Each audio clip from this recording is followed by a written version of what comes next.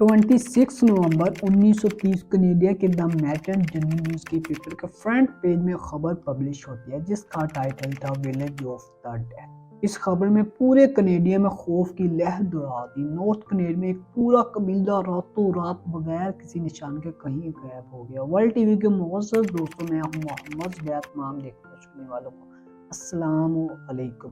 नाज़रीन, north Canada के दूर दराज इलाकों में मौजूद है एनजी कोनिक लेक, जिसके किनारे में एक छोटी सी बस्ती में एस्क्यूमी नामी ट्राइब रहता है। इसमें तकरीबन 100 से 150 लोग रहते हैं जो कि लेक से मछलियां पकड़कर अपना गुजारा करते थे। ये नॉर्थ कनाडा का वो एरिया जहाँ हजारों नहीं लाखों स्क्वायर मीटर के एरिया पर सिर्फ चंद हजार लोग ही रहते। इसकी वजह है यहाँ का सख्त तरीन मौसम।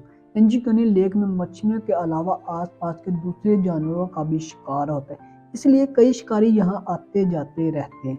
ये 1930 नवंबर का एक सर्वतरीन दिन था। जॉन लेबेल नामी एक शिकारी इस इलाके में शिकार करने के लिए आए। शिकार में वो इस कदर बिजी हो गया कि उसे पता ही नहीं चला कब अंधेरा हो गया। उसके ज़हन में एक आइडिया था कि वो पहले की तरह एनजी कोनिक लेक के किनारे एस्क्यूमी नामी कबीले में जाकर रात गुजारेगा। इस कबीले के लोगों के बारे में खुशामद करने के लिए काफ़ी मशहूर थे, लिहाजा इसने अपना सामान बांधा और एस्क्यूमी नामी कबीले की तरफ कदम बढ़ाने लगा। ये एक चांदनी रात थी, लेकिन दूर दराज बिल्कुल खामोशी छाई हुई थी। ना ही कोई शख्स नजर आ रहा था, ना ही किसी की आवाज़। वो सिर्फ अपने कदमों की आवाज़ सुन पा रहा था, बल्कि वो पहले भी ऐसा कर चुका था, लेकिन आज कुछ ना कुछ एबनॉर्मल जरूर था। वैसे नॉर्मल कभी उस बस्ती के करीब पहुंचने कुत्तों की भौंकने की आवाज आने लगती, जो बस्ती वालों ने ही पाल रखे थे। आज के दिन बस्ती करीब पहुंचने पर भी कोई आवाज नहीं आ रही थी। ये सब महसूस करते हुए जॉन ने अपने कदमों की रफ्तार बढ़ा दी। उसे लगा कि शायद गांव वाले सो रहे होंगे या फिर कहीं गए हुए हैं।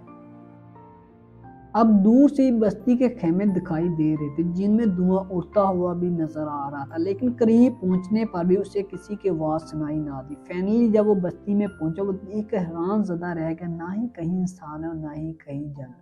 कुछ घरों के ऊपर दरवाजे उठे हुए हैं जैसे उनके अंदर कोई मौजूद है। वहाँ एक खेमे में पहुंचा, लेकिन वहां पर भी कोई मौजूद ना था, और ऐसा ही हाल सारे खेमों का था। ये सारा मंजर देखकर वो वापस चले जाता है। एक चीज थी जिसने उसे और ज्यादा परेशानी में डाल दी।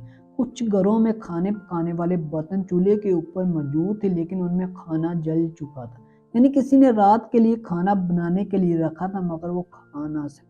यहाँ तक कि बस्ती की औरतें कपड़े सिलाई करती थी, वो कपड़े भी वहीं मौजूद थे।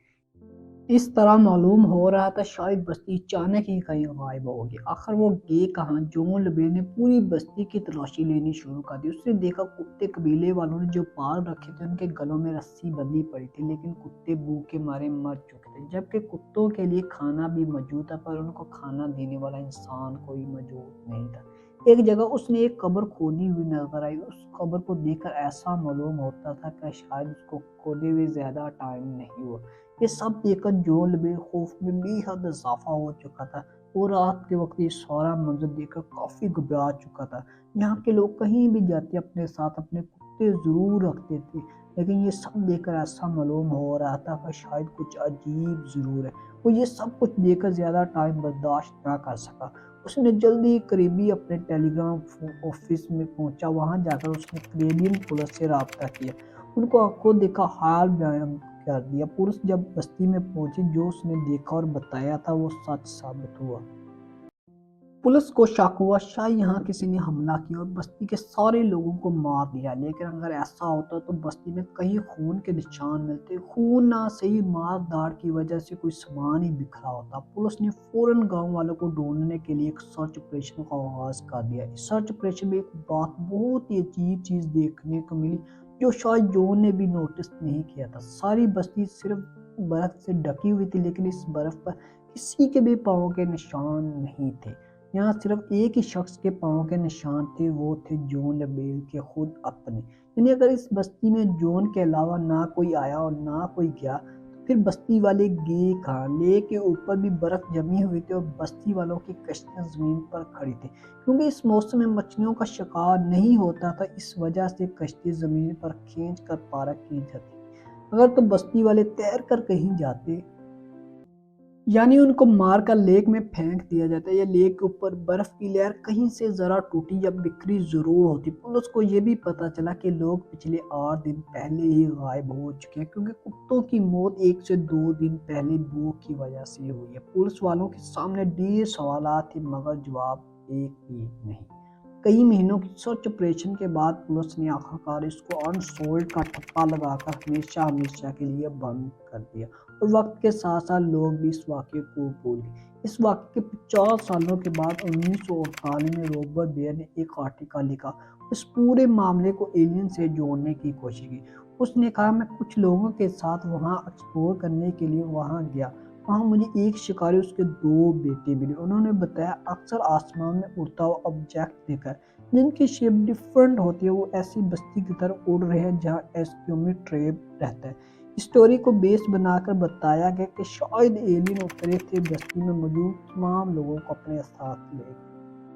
एलियन की मौजूदगी, इनके हमले का और इन राइटर के पास कोई ठोस सबूत नहीं थे, इसलिए ज़्यादातर लोगों ने इसको यकीन नहीं किया और इस स्टोरी को रिजेक्ट कर दिया। इसके बाद कई लोगों ने ऐसे कबीले के बारे में बहुत सी स्टोरियाँ बनानी शुरू कर दी, लेकिन हकीकत यह है इस वाक़े को 100 साल होने को है मगर आज भी इस सवाल का जवाब किसी के पास नहीं कि आखिर इस बस्ती के लोग बगैर किसी निशान के कहाँ चले गए।